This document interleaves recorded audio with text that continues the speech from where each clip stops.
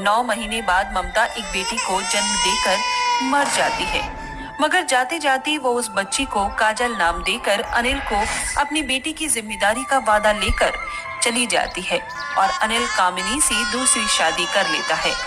लाइए, बच्ची को मुझे दे दीजिए। कामिनी, काजल मेरी ममता की आखिरी निशानी है। तुम इसके साथ कोई सौतेलापन तो नहीं करोगी ना? अजी, यशोदा भी तो कृष्ण की असली माँ नहीं थी, उसे जन्म देवकी ने दिया था, मगर नाम तो यशोदा का ही लिया जाता है। भले ही मैंने काजल को अपनी कोख से जन्म नहीं दिया, मगर आज से ये मेरी बेटी है और मैं इसकी माँ हूँ। कामिनी ने अपनी चिकनी चुपड़ी बातों से पूरी तरह से अनिल को अच्छे होने का यकीन दिला दिया था, मगर अनिल के पीठ पीछे वो बेचारी बच्ची को रोता बिलखता भूखा छोड़ देती। गुजरते वक्त के साथ कामिनी भी गर्भवती हो जाती है। उसे भी एक बेटी होती है। कामिनी की बेटी बहुत ही गोरी, चिट्टी और सुंदर होती है। अजी, जरा देखिए तो सही, हमारी बेटी कितनी सुंदर है। इसकी शादी में हमें दहेज नहीं देना पड़ेगा। कामिनी अपनी गोरी बेटी का नाम लावण्या रखती है। वो अक्सर काजल के खिलाफ अनिल के मन में जहर भरती, जिसके बाद अनिल ये तक भूल गया कि लावण्या के अलावा उसकी एक बेटी काजल भी है। वो लावण्या के लिए हर दूसरे दिन खिलौने लाया करता। वहीं काजल के पास अपना कहने को कोई भी नहीं था। धीरे धीरे दोनों बच्चियां थोड़ी बड़ी हो जाती हैं। अपने गोरे रंग के कारण लावण्या बहुत ही घमंडी होती है। अरे ओ काली कलौटी, चल साइड हो, मुझे तैयार होने दे। नहीं, पहले मुझे तैयार होने दो, मैं शीशे के सामने पहले आई थी। शीशे को लेकर दोनों के बीच में लड़ाई शुरू हो जाती है। तभी कामिनी वहां आकर काजल को जोरदार थप्पड़ मारकर कहती है, तुझे कितनी बार कहा है ना, अपनी काली शक्ल लेकर मेरी बेटी के आसपास मत भटका कर। लावण्या बेटी, ये ले, मैं तेरे लिए नई क्रीम लाई हूँ, तू इसे लगाना, इससे तू और भी ज्यादा सुंदर और गोरी लगेगी। काजल आंसू भरी आंखों से अपने पिता को देखती है और उसके पास जाती है। पिताजी, पिताजी, आज माँ ने मुझे फिर से मारा। वो बस लावण्या को ही प्यार करती है, वो मेरी माँ नहीं। किस हक से तूने मुझे पिताजी कहा? मैं सिर्फ लावण्या का पिता हूँ, तेरा नहीं। तूने मुझसे मेरी ममता को छीन लिया। तू मनहूस है, मनहूस। अपना काला चेहरा लेकर मेरे सामने से चली जा। अपने पिता की कड़वी बातें सुनकर काजल रोती हुई चली जाती है। इसी फर्क के साथ दोनों बेटियां काजल और लावण्या शादी के लायक हो जाती हैं और अनिल अपनी दोनों काली गोरी बेटियों की शादी के लिए रिश्ते ढूंढने लगता है। काजल, काजल, अरे ओ काजल, कहाँ है तू? जी पिताजी, कहिए। कल तुझे देखने लड़के वाले आ रहे हैं। ये कुछ पैसे ले और अपने लिए कोई साड़ी या सूट ले आना। अनिल काजल को पैसे देकर वहाँ से चला जाता है। तभी कामिनी काजल से पैसे छीनकर कहती है, हाँ, कोई जरूरत नहीं है नए कपड़ों की। लावण्या के बहुत से पुराने सूट पड़े हैं, उन्हीं में से कोई पहन लेना। हाँ, क्यों नहीं, मेरे उतारे कपड़ों मेरी काली बहन के ही तो काम आने वाले हैं। मैं कोई भी कपड़े एक बार से ज्यादा दोबारा नहीं पहनती, फिर चाहे वो कितने भी महंगे क्यों ना हो। वैसे भी मैं तो सारे कपड़े भिखारियों को देने ही वाली थी। काजल के लिए लावण्या के पुराने कपड़े पहनना कोई नई बात नहीं थी। अगले दिन काजल लावण्या का दिया पुराना सा सूट पहनकर तैयार हो जाती है और मंजू अपने बेटे संदीप के साथ काजल को देखने आती है, मगर काजल का काला रंग देखकर वो शादी के लिए मना कर देती है। माफ करना भाई साहब, ये रिश्ता नहीं होगा। देखिए मेरे बेटे को, मेरा बेटा दूध की तरह गोरा है और आपकी बेटी तो अमावस की काली रात है, आते ही मेरे घर को अंधेरा कर देगी। माँ, एक सांवले रंग के लिए आप काजल को ठुकरा रही हैं? रंग में क्या रखा है? मुझे काजल पसंद है। संदीप पेशे से एक कलेक्टर था, इसलिए वो बहुत ही खुले विचारों का था। काजल की शादी तय होने के कुछ ही दिनों बाद लावण्या की शादी भी रणवीर नाम के एक लड़के से तय हो जाती है और दोनों बेटियों के होने वाले ससुराल से शादी का शगुन आता है। देख मेरी काली बहन, मेरे ससुराल वालों ने मुझे कितना महंगा शगुन भेजा है।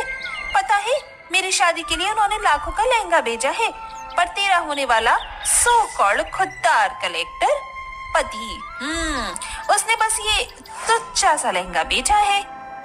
लावण्या, ये हमारी शादी का शगुन है, कम से कम इसे तो पैसों में मत तोलो। मैं अपने सस्ते से लहंगे में भी बहुत खुश हूँ। हाँ हाँ, अब जो है जितना है उसी में खुश रहने की आदत तो डालनी ही होगी। कामिनी अपनी गोरी बेटी की हल्दी के लिए महंगा ड्रेस बनवाती है और वहीं अपनी काली बेटी को पीले रंग की सस्ती सी साड़ी पहनने को देती है। लावण्या बेटी, ये ड्रेस पहनकर आ जा, हल्दी शुरू होने वाली है। Thank you so much mummy, मेरी हल्दी की ये ड्रेस कितनी अमेजिंग है। मैं तो इस ड्रेस में इंस्टा पर बहुत सारे पिक अपलोड करूंगी। अरे ओ मेरी काली बहना, तू ना बस मुझसे दूर ही रहना। थोड़ी देर में दोनों बहनों की हल्दी शुरू हो जाती है। सभी मेहमान कामिनी और अनिल अपनी गोरी बेटी लावण्या को खुशी से हल्दी लगाते हैं।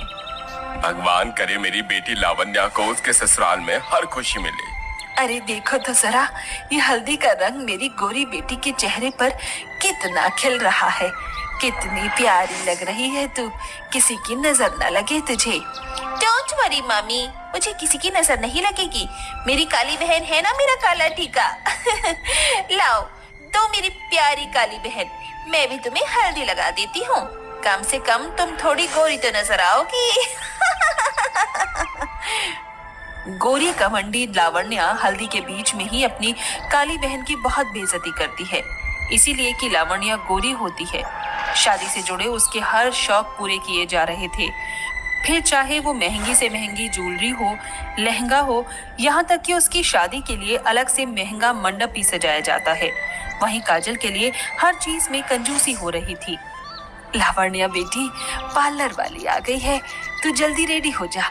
अरे सुनो जरा, मेरी बेटी को ऐसा सजाना कि सभी लोग देखते रह जाएं। Sure ma'am.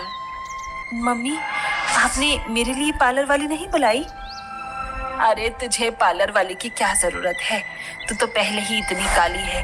तुझ पर कितना भी मेकअप घिस लेंगे ना, तब भी तू अमावस का खोया हुआ चांद ही लगेगी, हूर की परी नहीं हो जाएगी। फिर तुझ पर फ्री फंड के पैसे क्यों फूकना। काजल उदास होकर खुद ही से तैयार हो जाती है और आंखों में आंसू लेकर अपने पिता के कमरे में जाती है। पिताजी, आज इस घर आंगन से हमेशा हमेशा के लिए मेरी डोली उठ जाएगी। अपनी इस अभागन बेटी को आज तो आशीर्वाद दे दीजिए। अचानक दीवार पर टंगी तस्वीर जमीन पर गिर जाती है और अनिल को अपनी पहली पत्नी ममता से किया हुआ वादा याद आता है, जिसके बाद वो काजल के साथ किए गए खुद के फर्क पर फूट फूट कर रोता है। बेटी, अपने इस पिता को माफ कर दे। कामिनी ने मुझे मेरी अपनी औलाद से दूर कर दिया और आज मेरी उस बेटी की शादी है। तेरे सामने आज तेरा अभागा पिता तुझे दिल से दुआ देता है।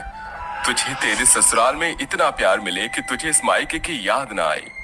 इसके कुछ ही पल में दोनों बेटियों के फेरे शुरू होते हैं। तभी अचानक फेरों में लावण्या के लहंगे में आग लग जाती है, जिसे देखकर लोगों में भगदड़ मच जाती है। मगर काजल मंडप से भागकर आती है और अपने हाथों से आग बुझाती है, जिस कारण उसका हाथ जल जाता है। लावण्या, मेरी बहन, तुम ठीक तो हो ना? भगवान का शुक्र है तुम्हें कुछ नहीं हुआ। मैं ठीक हूँ काजल दीदी।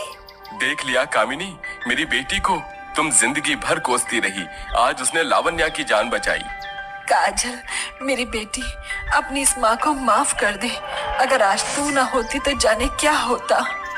काजल अपनी माँ को माफ कर देती है, जिसके बाद धूमधाम से दोनों बेटियों की शादी और विदाई होती है। काजल अपनी जिंदगी में आज बहुत खुश है।